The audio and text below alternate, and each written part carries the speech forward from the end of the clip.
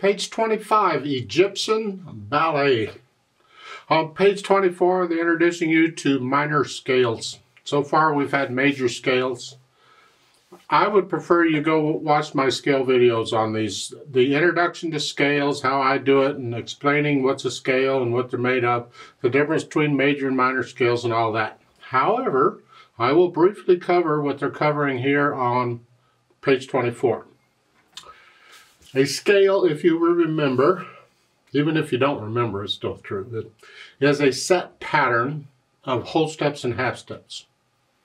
A major scale has one pattern, a minor scale has another. And when you get into the modes, the Dorian mode and Lydian, Mixolydian, Phrygian mode, it's a different pattern for each mode. It's just a set pattern of whole steps and half steps.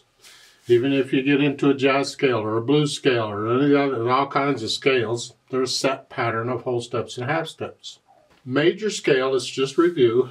A major scale, let's take C major because it's the white keys and it's easier to see the whole steps and half steps because it's like at the beginning, it's a whole step because there's a black key in between. So it's a whole step, half step because there's no black key.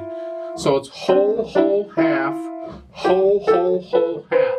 That's a major scale pattern. All major scales follow that same pattern. And in a minor scale, the relative minor to C major is A minor. A minor has no sharps or flats. It's all white keys. So just follow that. Whole, half, whole, half, whole.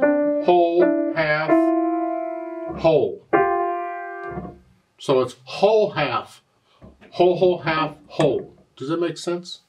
And they cover them here. A minor has no sharps or flats. G major has one sharp here. Its relative minor is E minor. That has one sharp. What else are they doing? F major has one flat. The relative minor is D minor. It has one flat. There's a relative minor to every major scale, and you can figure it out real quick just by going down 3 half steps from the major. C major, C, go down 3 half steps. 1, 2, 3. A minor, and that's the relative minor, whatever it is. G major, 3 half steps down. 1, 2, 3. That E minor is the relative to G major. The same thing with F major, 1, 2, 3. D minor. The relatives have the same key signature. The same sharps and flats. So all throughout college and the music theory classes I take semester after semester, I simply used that method to help me out because I knew the scales, major and minor, but I could real quick in the major scales, I knew instantly what the key signature was. I just knew it. And I could calculate the minor scale real quick just by going down 3 half steps for a minor third. And that got me all through the music theory classes in college. It worked very well. That way I didn't have to bother trying to memorize all the key signatures to the minor scales. I didn't, and I still don't know, but I can figure them out because I do know the key signatures to all the major scales. And I can do that mentally real quick if I have to because I can picture a keyboard and I can very quickly play the scale in my head. And that tells me which black keys are involved, and that tells me what the key signature is.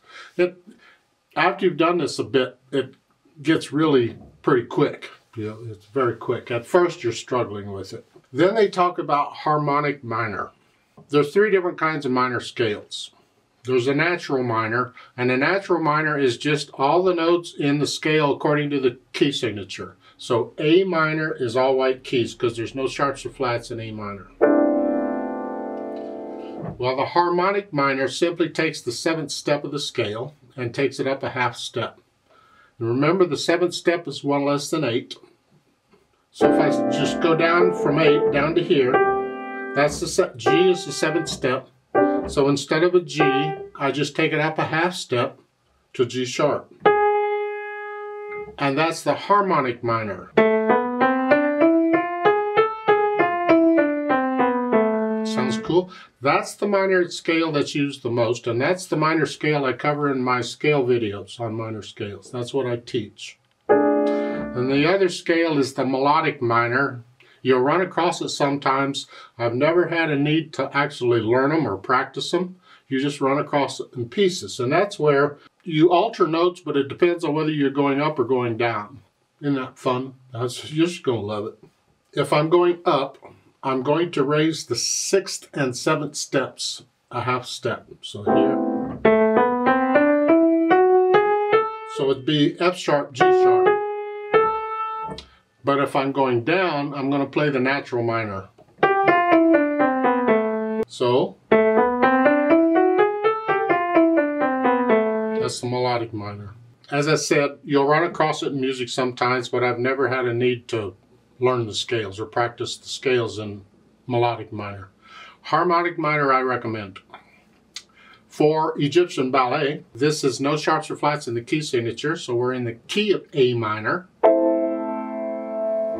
Now let's go over it carefully for the notes and the rhythms and all that, starting with the right hand. You're here. 1 and 2 and. Did I mention it's 3/4 time? I can't remember. Whatever. 1 and 2 and 3 and. 1 and 2 and 3 and. No. No. Let's look at this. 3rd and 4th measures. No. Terrible fingering. Please don't use that kind of fingering if you can help it. We're not going to use 5th finger for both of those. You have 2 E's. Play the 2nd E with any other finger but 5. Don't care. You can do it here. It's easier if you use 3rd finger. So I recommend 3rd finger on the 2nd E. Same thing in the 2nd line. 3rd line, you're lifting up here and then lifting up just 4th finger. Lift up. See, we want to be in sort of this position is what it is. Because the little finger, remember, sometimes it has to cover 2 notes. Just like the thumb sometimes have to cover 2 notes. So that's it. And then the 2nd measure of the 3rd line. Now they're saying 3rd again. And then 5. And here. Now, if you don't want your hand up in here, then you don't have a choice. You have to use 5 again. Don't recommend it. If you can, use the fingering in the book. Use 1 and 4. That's the last measure of the 3rd line. And then the last line is similar to the... And then cross under the thumb. Those first 4 notes in the next to the last measure. It's an A minor chord, a broken chord, and that's the fingering for it. So that's the fingering we would use in the music. And the 4th finger's got to come up. And 3rd finger here, because that makes it easier to get 1 and 4 or 1 and 5 on the last one. Doesn't matter, whichever. Keep in mind the G sharp, that's part of the scale for on a harmonic minor in A minor. There it has a G sharp. Left hand just has the broken chords. You're here, you got to move around. Try and get these chords, these notes down at the same time. Fortunately, the right hand's not moving around a lot, so you can focus more on the left hand to move it.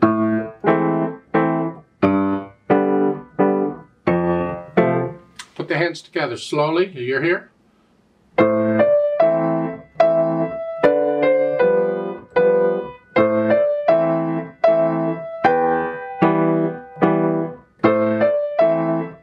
So forth. Let's go down to the 3rd line. You're up here.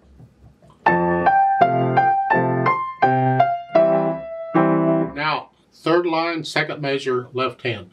This chord, all those notes together. That's the chord. It's a broken chord. That's the fingering they're suggesting. Go ahead and use it. That way you don't have to move your hand around. For these next few measures, yeah. So again, starting with the 1st measure of that line, it's here.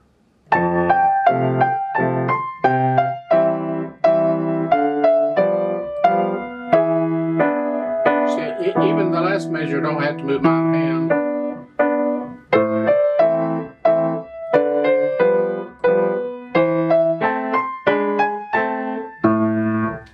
have to go that fast, but try and get the hands to work together here. And once you have that, then we can add in the articulation, slurs and staccatos. Nice light wrist staccato and both hands. Hang on to this as best you can.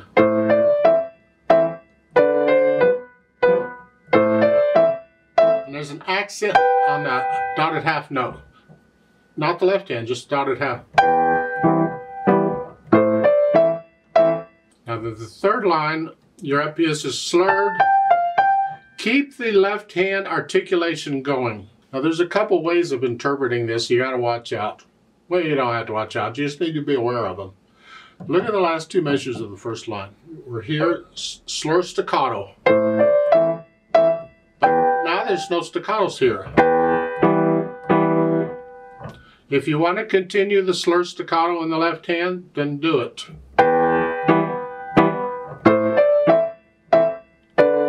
Same thing at the end of the second line. Well, when you get to the third line, there's no staccatos anywhere here.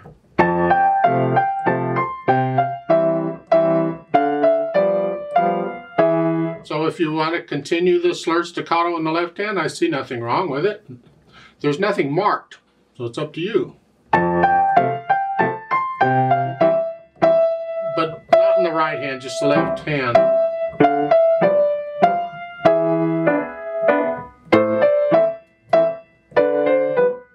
The pedal's going to cover it all up anyway, so I'll leave it up to you whether you're going to continue in the third line or just play it normal.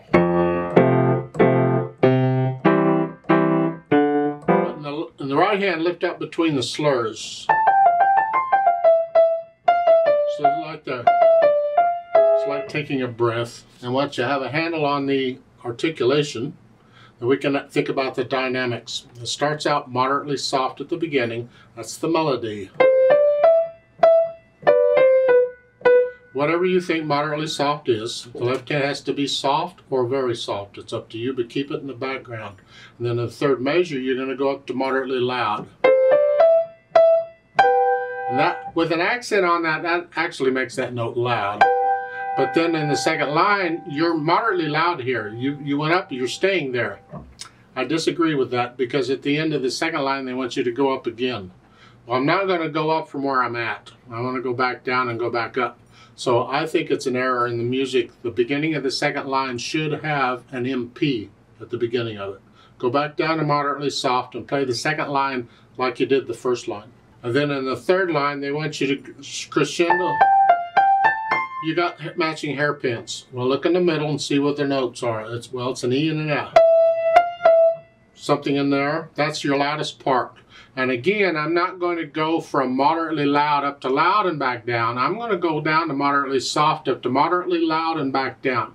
So again, at the beginning of each of these four lines, just to keep it simple, I would put an MP there. So start each of those lines at moderately soft. So in the third line, I'm moderately soft. Now, back down to moderately soft. The left hand just stays in the background. And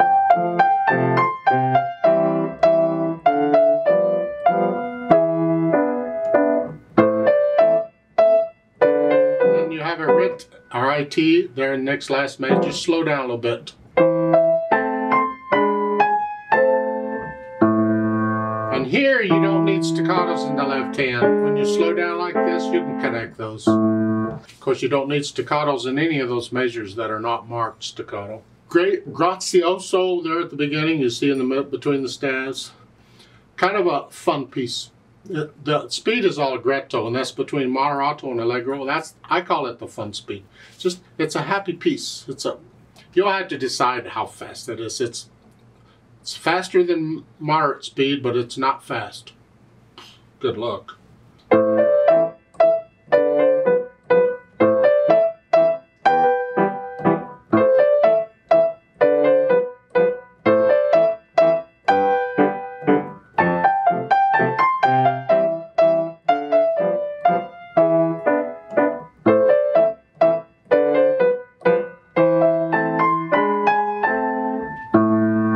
And on top of that, they've added pedal. There's some interesting things going on with pedal here, but we got to be careful, because if we're not listening carefully, we can sure mess it up. At the beginning, they're using pedal only on the first beat of each measure. It's kind of a waltz style pedaling. It reinforces the natural accent, which is the first beat of the measure. It's a 1, 2, 3, 1, 2, 3. So we pedal on beat 1 to help bring that out. We don't pedal on the staccatos, we want to hear them. So I'm just going to push the pedal down for the first beat only. Now in the last measure, they got it down for the whole measure. That's fine if you want to do that. But lift it up. They're showing overlapping pedal between the lines. No, I would lift the pedal up with the right hand at the end of the line. So we have a little, it's like taking a breath. So between each line turns out to be pretty much a phrase, a musical sentence, a musical thought. So you can have a little silence between them, phrasing. So I would lift the pedal up at the end of each of these lines so we have that little silence. And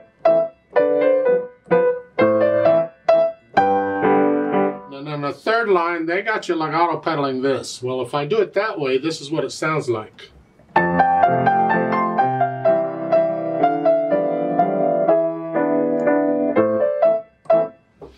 That's too much in my opinion. That's too blurry, it's too yucky. I mean, it's nice to have some contrast between this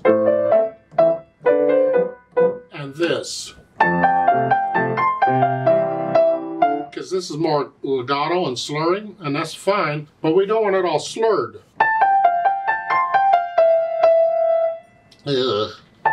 So in that case, you might try pedaling the first 2 beats of the measure and lift up on beat 3, because that will clear out the slurring, the blurry.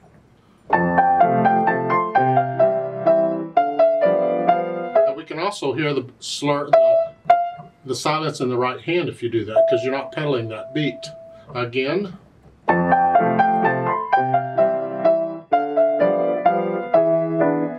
See, I'm just lifting up on the 3rd beat. That's another style of waltz pedaling. And the last line you're back to what you do. And then you can hear you're pedaling each beat, but it's all legato. And that's fine if you want to do that.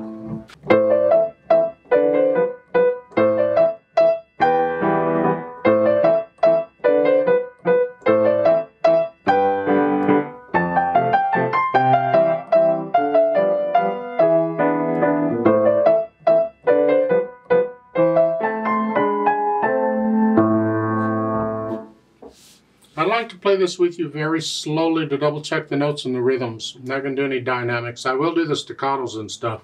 And I'll try and pedal it as I suggested. If you want to pedal it the way the book is shown, of course that's up to you. Just listen very carefully to the effect the pedal has to the sound. If you don't like it, then change it. I'll give us 3 counts. 1, ready and go, and.